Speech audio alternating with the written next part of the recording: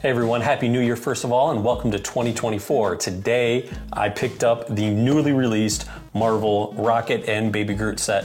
Very excited about this one. Just came out. I was at the store in line before it opened and ran in and made sure I grabbed this one along with the Polaroid camera and the 3-in-1 camera set. So excited for all of those, but I figured this would be a good one to start the year with. This is set 76282 for ages 10 and up, coming in at 566 pieces, and we do get a Baby Groot minifigure. Now this is a set I didn't actually have on my radar, but as I was standing in line today, I was looking through the LEGO website to see what else came out because I was a little paranoid that maybe the Polaroid camera would be all swooped up and everything before I got in the store, because there was about 20 or 30 people ahead of me. So I wanted to see potentially what other people might be in line for. So let's go ahead, start building this set, and I'll check back in after the first couple of bags or so.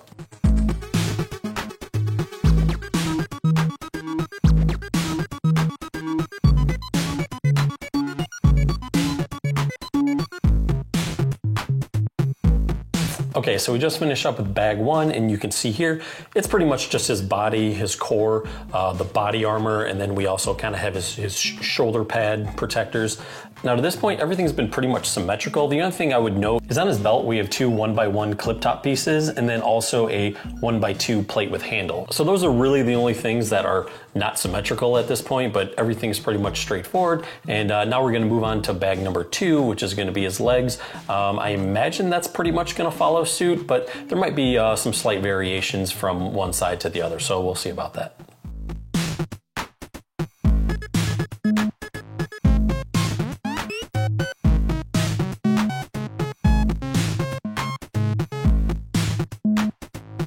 Okay, so we just finished bag number two, and as you can see here, we have the legs and the body built so far. It's looking great.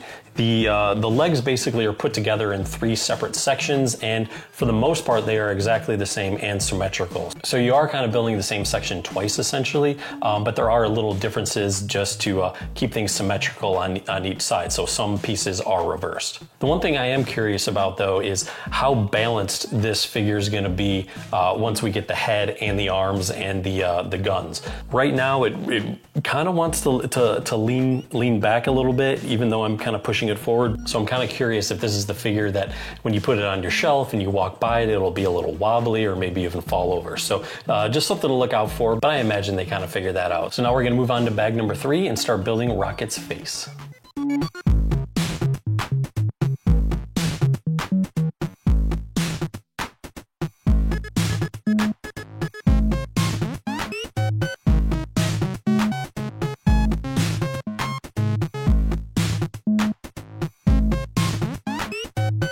All right, so we just finished up with bag number three, and as you can see, we have Rocket's face all done, and it's looking really good. A couple things that I really like about it. One, I love how they did the teeth in the lower jaw for his mouth, but if you notice his whiskers, it looks like they used the claws from Wolverine's minifigure. So now next up is bag four, which is the final bag. We're gonna be building Rocket's arms as well as the weapons, and also Baby Groot. So let's finish this one up.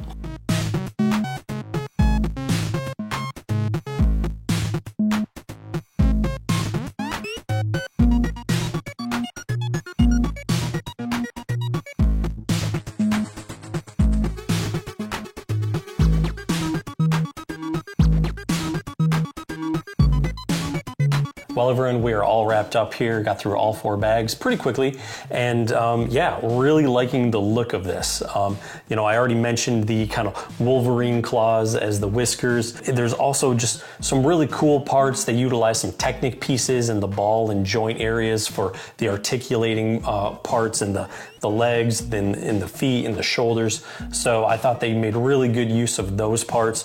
My main concern was kind of going to be the stability of this once it was all done and everything. So one thing that is actually really cool is the way the tail is made is it actually acts as kind of like a third grounding point, almost like a tripod with the 2 feet. So really, you don't have to worry about the figure going forward or backwards.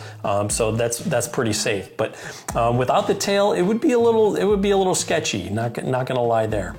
I think they did a great job with the weapons here. You can see that the second weapon actually shoots, so definitely be careful there. Don't shoot at anybody's eye because it does come out with some force.